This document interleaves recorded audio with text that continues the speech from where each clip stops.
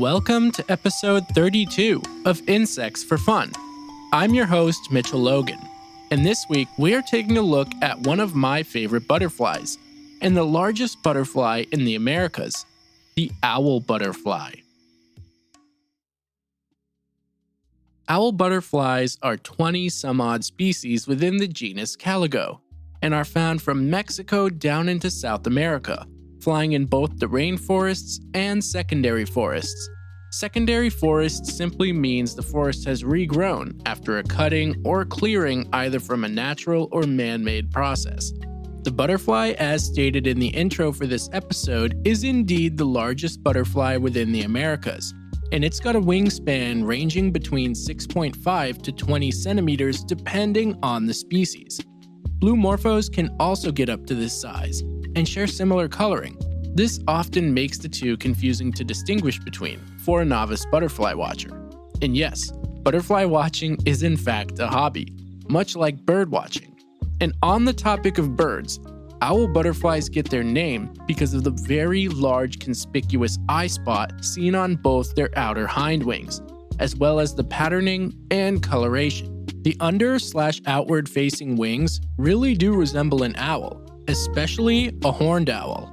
Pictures will of course be on the Instagram page along with their caterpillars because, wow, those really don't look like caterpillars, but we'll get to that in a bit.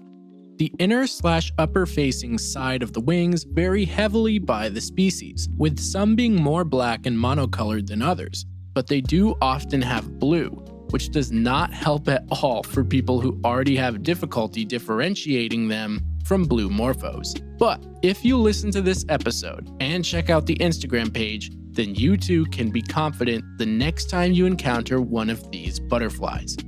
My personal favorite is Caligo atrius, which sports bright blue and cream orange on the inner wings, and its outer wings look like they went through a warm vintage filter. The caterpillars for these butterflies are pretty monstrous, competing in size with the hickory horned devil, which we learned about last episode, but their appearance is very, very different. So different, in fact, that the caterpillars for these look like hairy slugs.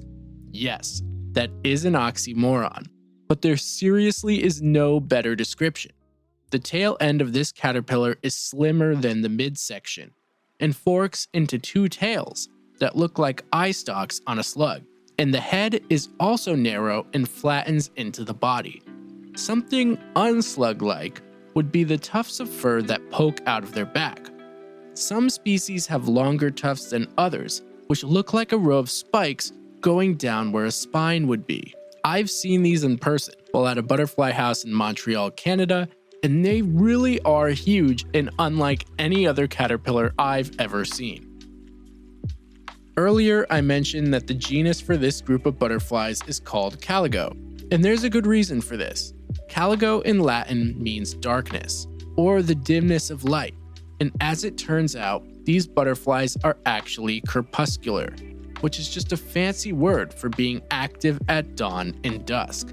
Next time someone asks why you look tired during the day, just hit them with the "I'm crepuscular," and I'm sure they won't bring it up again. But honestly, it's really cool to see them flying around in the evening or dawn, because the last thing you expect to find mid-flight is a giant butterfly. During the day, these butterflies like to perch under large foliage and rest. It's a smart move, because predators would have no trouble finding them flying around.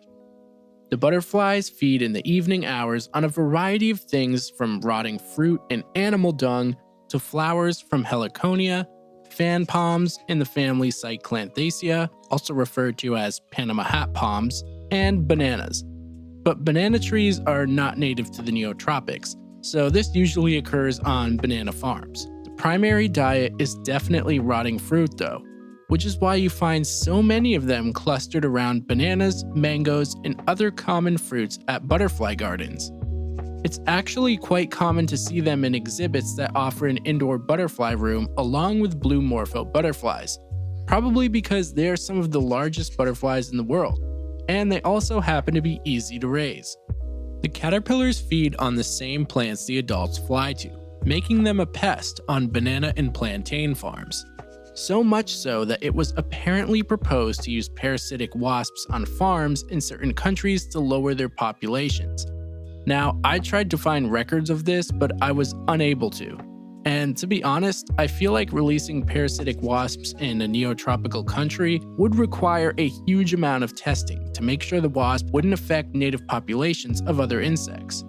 Unless, of course, it happens to be a native wasp. But moving along to the topic of predators, owl butterflies actually have a semi-erratic flight pattern. The same thing is seen with blue morphos, which I talked about in the blue morpho episode. And this is to help protect them from being targeted by birds, reptiles, and other predators. These butterflies don't fly for long durations at a time, and they end up frequently pausing on trees and other hard surfaces, which confuses animals that are trying to lock on. I've actually experienced this firsthand in the forests of Belize while walking down a path when an owl butterfly flew into view. I had a net ready, but I could not keep track of its zigzag flight and its random pauses in the brush. Suffice to say, it got away, and I ended up in a pile of mud. But that's just how it goes sometimes.